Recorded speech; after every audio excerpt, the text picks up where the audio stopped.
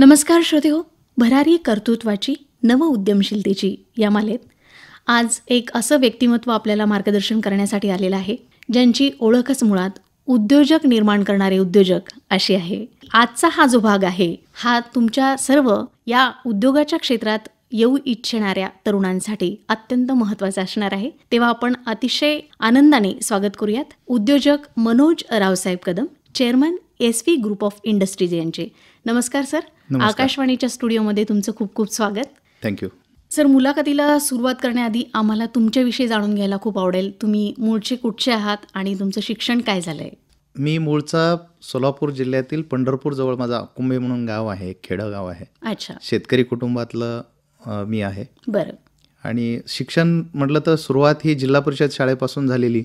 अच्छा. तसंच पुढचं शिक्षण त्याच्या कमवा आणि शिकामधनं रयत शिक्षण संस्थेमधनं केलं. त्याच्यानंतर इंजिनिअरिंगचं शिक्षण हे तात्यासाहेब कोरे इन्स्टिट्यूट वारणानगरमधून केलं, ज्याच्यामध्ये BE केमिकल झालो. तिथंही युनिव्हर्सिटी रँकर आहे. त्याच्यानंतर पुणे युनिव्हर्सिटीतून ME डिझाईनमध्ये आहे. त्याच्यानंतर MTech फार्मा आणि ड्रग्जमध्ये आहे. अरे वा. MBA project management, MBA international business management अशा फार्मर प्रोड्युसरमध्ये डिग्रीज आहेत. त्याच्यानंतर मी MI आहे, चार्टर्ड इंजिनियर आहे. अशा बऱ्याच डिग्री आहे. म्हणजे शिक्षण हे नेहमी नॉन एंडिंग गोष्ट आहे. अगदी खरं. अगदी तुम्ही शेतकरी कुटुंबातनं जरी आला असाल तरी तुम्हाला शिक्षण घेण्यापासून कोणी वंचित ठेवू शकत नाही. आणि सगळ्यात मोठं जर धन असेल किंवा सगळ्यात मोठी जर संपत्ती असेल तर ते ज्ञान आहे, शिक्षण आहे.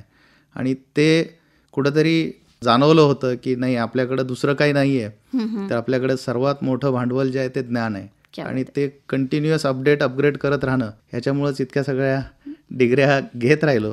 मग एक शेतकऱ्याचा मुलगा, ग्रामीण भागातला एक विद्यार्थी, ते भारत सरकारतर्फे दिला जाणाऱ्या पहिल्या राष्ट्रीय उद्योजकता पुरस्काराचे मानकरी. हा जो तुमचा प्रवास आहे हा खरंच खूप उल्लेखनीय आणि प्रेरणादायी आहे. तर याची सुरुवात कशी झाली? म्हणजे तुमचं शिक्षण झाल्यानंतर साधारणपणे नोकरीकडे वळतो माणूस, उद्योग करावा असं तुम्हाला का वाटलं?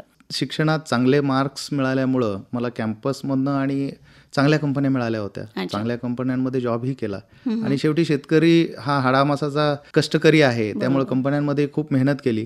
सोबतीला नॉलेज होतंच, त्यामुळे कंपन्यांमध्ये नेहमीच प्रगती होत गेली. आणि मोठ्या पदावरती अगदी लहान वयामध्ये मी पोहोचलो. आणि एका अमेरिकन कंपनीचा जनरल मॅनेजर होईपर्यंत मी भरारी मारली काही वर्षाच्या एक्सपिरियन्समध्येच. आणि त्या काळात एक गोष्ट दिसत होती की जगात जर लोक मानत असतील तर क्रिकेटर, ॲक्टर आणि पॉलिटिशियन, पण आपण याच्यापैकी कुणीच नाही आहे. तर मग काय केलं पाहिजे, या जीवनाला अर्थ कसा प्राप्त होईल? तर थोडासा विचार केल्यानंतर असं लक्षात आलं की जरी लोक क्रिकेटर, ॲक्टर आणि पॉलिटिशियनला मानत असतील तरी हे तिघही उद्योजकाला मानतात. तर आपण ते होऊ शकतो का? तर ती कॅपेबिलिटी आपल्यामध्ये येण्यासाठी काय केलं पाहिजे? असं एक ठिणगी स्वतःच्या मनात 2003 साली पडली. आणि इव्हन त्या काळात एक प्रोग्राममध्ये विचारलं होतं की तुमचं शॉर्ट टर्म आणि लॉंग टर्म गोल काय? तर त्या याच्यात सांगितलं होतं की मी विदिन 10 इयर्स मी एक चांगली कंपनी सुरू करून एक भारतातला नामांकित कन्सल्टंट असेल, ज्याच्यामध्ये चांगले प्रोजेक्ट उभा करण्यासाठी इंडस्ट्रीला मी सपोर्ट करू शकेल. अशा पद्धतीचं मी 10 वर्षापूर्वी सांगितलं होतं. आणि बरोबर 2013ला SV engineering and consultancy services, जी 360 degree solution under one roof, म्हणजे कुठलीही इंडस्ट्री तुम्हाला उभा करायची असेल तर you come up with piece of land and budget, बाकी सगळं आमच्यावरती सोडा, म्हणजे उद्घाटनाला या, अशा पद्धतीचं इंडस्ट्री उभा करून देण्याचं काम आम्ही सुरू केलं. म्हणजे या क्षेत्रात यायचं असं तुम्ही ठरवलं, त्यानंतर काय संघर्ष किंवा काय अडचणी तुम्हाला आल्या आणि त्यावर तुम्ही कशी मात केली सर? सर्वसाधारण कुटुंबातून आपण आलेलो असताना नोकरी ही सर्वश्रेष्ठ लोक आता मानतात आणि त्या पद्धतीनंच सगळ्या काही गोष्टी होतात. म्हणजे अगदी मुलगी द्यायची असेल तरी तो नोकरी आहे का याच्यावरून सगळ्या गोष्टी ठरतात. पण नोकरी तर होती सोबत, पण जी मला वाटत होतं की नाही, हेच आपलं सर्वस्व नाही आहे, आपण लोकांच्या कामी येऊ शकत नाही, त्यामुळे उद्योग करायचं हे मी 2003 साली पावलं टाकायला सुरुवात केली होती. आणि त्या दृष्टीनं मग प्रयत्न करायला, मग तशा लोकांशी संपर्क, त्या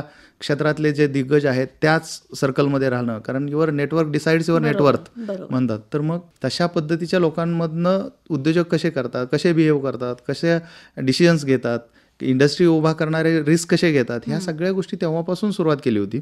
आणि माझं गोल व्हिजन फिक्स होतं की मला 2013 साली काहीही असलं तरी बाहेर पडायचं आहे. त्यामुळं कंपन्यांमध्ये काम फास्ट करून मोठं होणं गरजेचं होतं, कारण एका रिस्पेक्टेड पोझिशनमधनं तुम्ही बाहेर पडलात हेही इंडस्ट्रीमध्ये खूप महत्त्वाचं असतं. तर ते अचीव्ह केलं आणि त्याच्यानंतर मग जे टार्गेट होतं ते 2013 साली मी ठरवल्याप्रमाणे बाहेर पडलो. म्हणजे ते आमिष खूप मोठे होते की अमेरिकन कंपनीत होतो, त्यांनीही बऱ्याचदा मला अशाही काही अपॉर्च्युनिटीज होत्या की लाखो रुपयाच्या पगाराची नोकरी त्या काळात सोडली. म्हणजे काही अपॉर्च्युनिटीज 4-4 लाख रुपये पर मंथ पगाराची हे होतं. आणि त्यांनी सांगितलं होतं काही कंपनीने की तुम्ही US मध्ये सेटल व्हा, विथ बंगलो विथ सगळं आम्ही काही तिथं देतो. पण मी त्यांना सांगितलं की नाही, मला माझ्या देशासाठी काहीतरी करायचं आहे. आता फक्त एका कंपनीसाठी मी काम करतोय, तर मला माझ्या नॉलेजचा फायदा इतरांना देता आला पाहिजे, हे माझा हेतू होता. आणि मग ही SV इंजिनिअरिंग कन्सल्टन्सी सुरू झाली. त्याच्यात इतके उत्कृष्ट प्रोजेक्ट केले की त्याची मजल काही वर्षातच, म्हणजे 2016चा जो पहिला राष्ट्रीय उद्योजकता पुरस्कार आहे तिथपर्यंत आम्ही पोहोचू शकलो. हे केवळ कामानं आणि कष्टानं करू शकलो. आणि खूप मोठी अचिव्हमेंट आहे की 2016 पासून भारत सरकारने उद्योजकतेसाठीचा हा पुरस्कार सुरू केला आणि पहिलाच राष्ट्रीय पुरस्कार हा तुम्हाला मिळालेला आहे. हा खरंच एक मराठी माणूस म्हणून सगळ्यांसाठी एक अभिमानाची गोष्ट आहे. या सगळ्या प्रवासामध्ये कुटुंबाचा कसा प्रतिसाद राहिला जेव्हा तुम्ही हा फार मोठा निर्णय घेतला की मला नोकरी करायची नाही आणि मी उद्योग करणार आहे? एकदम चांगला प्रश्न विचारला, कारण बऱ्याच सर्वसाधारण कुटुंबातून येणाऱ्या माणसाला अडचण येते ती इथंच येते. बरोबर. की तुम्हाला तुमच्या सोबतचे जवळचे लोक सोबत नसतात आणि मग तिथं खरंच प्रॉब्लेम होतो की तुम्ही जर एखादा डिसिजन घ्यायचा असेल तर. पण मला या बाबतीत काय झालं होतं की माझ्या फॅमिलीला मी ह्या गोष्टी सांगितल्या. सुरुवातीला सगळ्यांना पचवणं रुचवणं थोडंसं अवघड गेलं की कारण एवढ्या मोठ्या पदावरची नोकरी सोडणं, एवढं चांगला पैसा मिळतोय, सगळं सोडून, हे लॅविश लाईफ सोडून हा माणूस कुठेतरी व्यवसाय करायला निघालाय आणि जिथं रिस्क असते, तर एवढं सगळं सोडून काय बाबा तुम्हाला हे सुचतंय, असं होतं. पण मी त्याच वेळी सांगितलं की नाही, 2 वर्ष मला माझ्यासाठी हवी आहेत, मला टेस्ट करायचं आहे, मी जे 10 वर्षापासून स्वप्न बघितलंय ते मला पूर्ण करायचं आहे आणि मी नक्की करेन याची मला खात्री आहे. आणि कुटुंबाचा खरं तर खूप मोठा सपोर्ट मिळाला. म्हणजे मी अगदी दिवस रात्र काम करत राहिलो. त्या काळात त्यांनी खूप महत्त्वाची भूमिका निभावली. प्रोजेक्ट हे ऑल ओव्हर इंडिया चालतात. इव्हन ही कंपनी आता जर्मनी, जपानला सुद्धा डिझाईन देते. आणि इतकं बाहेर फिरताना तुम्हाला सगळं कुटुंबाची जबाबदारी सांभाळायचं, मुलींची शिक्षण सांभाळायची, ही माझी मिसेस अश्विनीनं खूप चांगल्या पद्धतीनं पेललं. इव्हन ती सुद्धा माझ्या प्रत्येक कंपनीमध्ये 50% डायरेक्टर आहे. हो. आणि सगळ्यात महत्त्वाचं की सर्वसाधारण कुटुंबातलं किंवा सर्वसामान्य घरात आपण असा विचार करतो की स्त्रीनं व्यवसायात जास्त लक्ष घालू नये. पण माझं त्याच्या उलट आहे की तुमच्या कुटुंबाला, तुमच्या घरातल्या लोकांना तुम्ही काय करता, तुमच्याकडे येणारा पैसा कसा येतोय, हे सगळं माहिती असणं गरजेचं आहे. तर माझ्या प्रत्येक व्यवसायामध्ये माझी मिसेस ही 50% डायरेक्टर आहे आणि तिचा ॲक्टिव्ह सपोर्ट ह्या सगळ्यासाठी असतो. माझे बाकीचे नातलगांचाही खूप मोठा सपोर्ट, मित्रांचाही खूप मोठा सपोर्ट या सगळ्या यशामध्ये आहे. मला असं वाटतं सर, ही जी तुमची लिबरल थिंकिंग आहे, कदाचित हे तुमच्या यशाचं रहस्य असावं. SV ग्रुप ऑफ इंडस्ट्रीज आहे, तर याच्या अंडर ज्या तुमच्या जे उद्योग चालतात, व्यवसाय चालतात, त्याविषयी तुम्ही थोडंसं बोलावं असं मला वाटतं. नक्की मॅडम. तर SV म्हणजे स्नेहल आणि वैदेही ह्या 2 माझ्या मुली आहेत. तर त्यांच्या नावानं हा सुरू केलेला प्रवास होता. तर आज ती SV इंजिनिअरिंग कन्सल्टन्सी ही एक 30,000च्या लॅपटॉपवरती सुरू झालेली कंपनी आज त्याचे 5 कंपन्यांमध्ये रूपांतर झालेलं आहे. तर SV ग्रुप ऑफ इंडस्ट्रीजमध्ये SV इंजिनिअरिंग कन्सल्टन्सी सर्व्हिसेस येतं. SVM agro foodex private limited ही फूड प्रोसेसिंग सेक्टरमध्ये काम करणारी कंपनी आहे, ज्याच्यामध्ये आम्ही organic farm, wealthy farmer, healthy India ह्या पद्धतीची टॅगलाईन घेऊन किंवा शेतकऱ्यांसाठी, शेतकऱ्याच्या पुत्रानं काहीतरी केलं पाहिजे यासाठी खास ही कंपनी सुरू केली. ह्या कंपनीचं काम आता ॲक्टिव्हली सुरू झालेलं आहे, ज्याच्यामध्ये शेतकरी महिलांना आम्ही जास्तीत जास्त रोजगार देण्याचा प्रयत्न आम्ही करणार आहोत. माझं बुल मशीन शोरूम आहेत, जे सोलापूर आणि औरंगाबाद अशा दोन्ही शहरांमध्ये कन्स्ट्रक्शन इक्विपमेंटमध्ये, छत्रपती संभाजीनगर आणि सोलापूर अशा 2 ठिकाणी आहेत. त्यानंतर प्रोजेक्ट एक्झिक्युशनची कंपनी आहे आणि त्याच्यानंतर जे लास्ट आहे तो silver oak films and entertainment, हे मनोरंजन क्षेत्रामध्ये काम करणारी सुद्धा एक चित्रपट निर्मितीची कंपनी माझी आहे. अच्छा, मग आतापर्यंत काही निर्मिती झालेली आहे का? या इंजिनिअरिंगच्या इतक्या सगळ्या डिग्र्या असताना सुद्धा FTI मधनं फिल्म मेकिंगची डिग्री घेतली आणि silver oak films and entertainment अशा पद्धतीची ही कंपनी सुरू केली. या कंपनीमध्ये बरेच शॉर्ट फिल्म वगैरे झालेले आहेत आणि एक मराठी सिनेमा ग्लोबल आडगाव नावाचा हा बहुचर्चित मोठा सिनेमा 672 कलाकारांना घेऊन केलेला आहे, जो पुढच्या काही काळात म्हणजे 2-3 महिन्यांमध्ये प्रदर्शित होणार आहे. सिनेमा तयार आहे. या सिनेमाला 7 नॅशनल इंटरनॅशनल अवॉर्ड मिळाले आहेत. अरे वा, इव्हन अमेरिकेचं सुद्धा या सिनेमाला अवॉर्ड मिळालेला किती आहे. छान. तसंच या चित्रपट निर्मिती संस्थेमार्फत मी एक बंगाली सुद्धा सिनेमा केलेला आहे, अच्छा, ज्याला जवळजवळ 12 इंटरनॅशनल अवॉर्ड मिळालेले आहेत. क्या बात आहे. म्हणजे मराठी माणसाचा बंगाली सिनेमा असं त्याला म्हणतात. मराठी माणूस उद्योग करू शकत नाही असा समज आहे आणि तो आजही मला असं वाटतं तितकाच दृढ आहे. तर काय तुम्ही सांगाल? ॲक्च्युली काय की उद्योजक होणं हे खरंच खूप अवघड गोष्ट नाही आहे. तर आपल्याला येणारे हर्डल्स आपल्याला माहिती असले पाहिजेत. तुमचं व्हिजन जर क्लिअर असेल, तुम्हाला काय करायचं आहे हे, जसं मी सांगितलं की 10 वर्षापूर्वी माझ्या डोक्यात फिक्स होतं की मला काय करायचं आहे, आणि त्या दृष्टीने मी त्या लोकांना भेटत होतो, त्या लोकांचं मार्गदर्शन घेत होतो, आणि त्या लोकांकडनं आपण ज्ञान मिळवत होतो. जे आपल्याला येत नाहीत गोष्टी त्या शिकून घेत होतो. आता प्रॉब्लेम काय झाला आहे की लोकांना उद्योजक व्हायचं म्हणजे एक फॅशन वाटायला लागली. तसं नाही आहे. तर तुम्हाला खरोखरच मेहनत करून त्या क्षेत्रातलं पूर्ण ज्ञान घेणं महत्त्वाचं आहे. तुमच्यामध्ये मानसिकता असणं महत्त्वाचं आहे. तुमच्यामध्ये हार्डवर्क करण्याची ताकद पाहिजे, आणि सगळ्यात महत्त्वाचं सातत्य पाहिजे. बऱ्याचदा होतं काय की तुम्ही एखादी आयडिया असते, पण त्या आयडियाचा व्यवसायात रूपांतर कसं करावं हे कळत नाही. किंवा मग बऱ्याचदा सुरुवातीचाच प्रश्न असतो की भांडवल कुठून आणायचं. मी सरळ सांगेन की फक्त भांडवलामुळेच व्यवसाय होतो असं अजिबात नाही आहे. भांडवल नसताना सुद्धा खूप सारे व्यवसाय होतात. तुमच्या समोर बसलेलं उदाहरण आहे की 30,000च्या लॅपटॉपमध्ये सुरू केलेला प्रवास हा 5 कंपन्यांपर्यंत जाऊ शकतो. तर हे अवघड नाही आहे. भारत सरकारतर्फे दिला जाणारा पहिला राष्ट्रीय उद्योजकता पुरस्कार आणि याशिवायही 21 राष्ट्रीय आंतरराष्ट्रीय पुरस्कार आजपर्यंत आपण प्राप्त केलेले आहेत. तर ह्या प्रवासाबद्दल जेव्हा मागे वळून तुम्ही बघता, आणि आजही तुम्ही तितकेच डाऊन टू अर्थ आहात, तितकेच संयमशील आहात आणि तितकेच विनम्र आहात, तर जेव्हा मागे वळून पाहतात तेव्हा तुम्हाला काय वाटतं सर?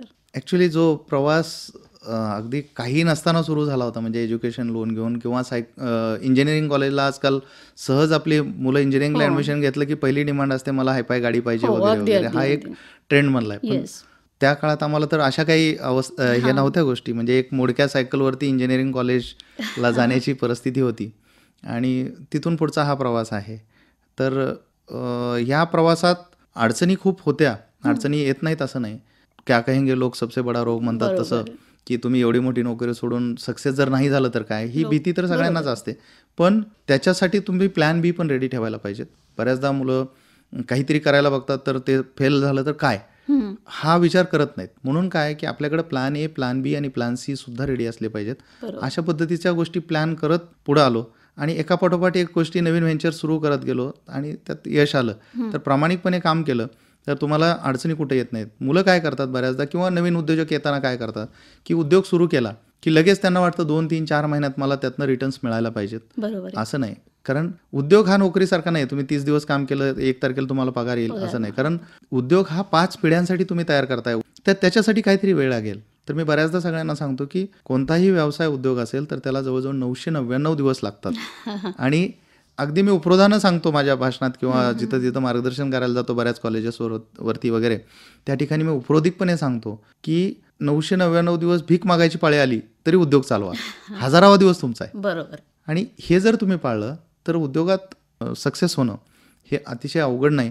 मग हे अवॉर्ड मिळणं, पुरस्कार मिळणं, हे तुम्ही चांगल्या काम करत जर गेलात आणि प्रामाणिकपणे काम केलं आणि तुम्ही सिस्टम फॉलो केल्या सगळ्या, तर तुम्हाला ह्या गोष्टी अवघड नाहीत. बऱ्याचदा काय होतं की आपल्याकडं उद्योग किंवा बिझनेस हा बिझीनेस अशा पद्धतीनं झाला.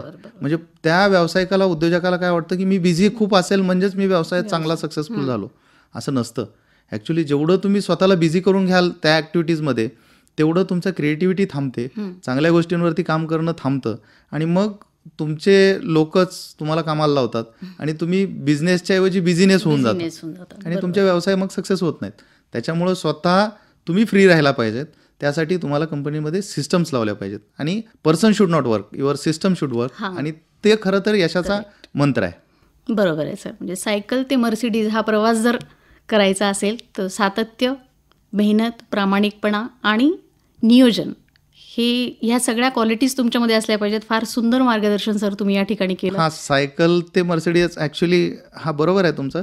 तर झालं असं की ज्यावेळी सायकलवरती मी प्रवास करायचो किंवा हे, त्यावेळी खेड्यापाड्यात मर्सिडीज म्हणून चिडवतात. तर तसं एका सायकलवरती आम्ही 4 भाऊ जायचो, आणि उपरोधिकपणे लोक चिडवायचे की मर्सिडीज आहे असे. आणि आज तिचं रूपांतर खरंच मर्सिडीजमध्ये क्या झालं. बात ही आहे एक सर, क्या बात आहे. अभिमानाची गोष्ट आहे. मला अजूनही ती सायकल मी जपून ठेवलेली आहे. माझ्या कंपनीच्या समोर मी ती काचेच्या फ्रेममध्ये फ्रेम करून लावायचं प्लॅन केले. मी टेंभुर्णीमध्ये युनिट टाकतोय तिथं. ओके. पण ते एक माझी प्रेरणा आहे. आजही माझ्या ऑफिसमध्ये तुम्ही पाहिलं तर त्या सायकलचा फोटो आहे. क्या बात आहे. कारण मला सकाळी उठलं तिथं ऑफिसमध्ये आल्यानंतर पहिला तो फोटो दिसतो की हा प्रवास इथून सुरू झाला. करेक्ट. किती सुंदर बोललात सर तुम्ही. आणि अशा कर्तृत्ववान व्यक्तीचं मार्गदर्शन आज आमच्या तरुणांना, तरुण मित्रांना मिळालंय, यासाठी आकाशवाणी औरंगाबाद केंद्रातर्फे मी आपलं मनपूर्वक आभार व्यक्त करते. धन्यवाद.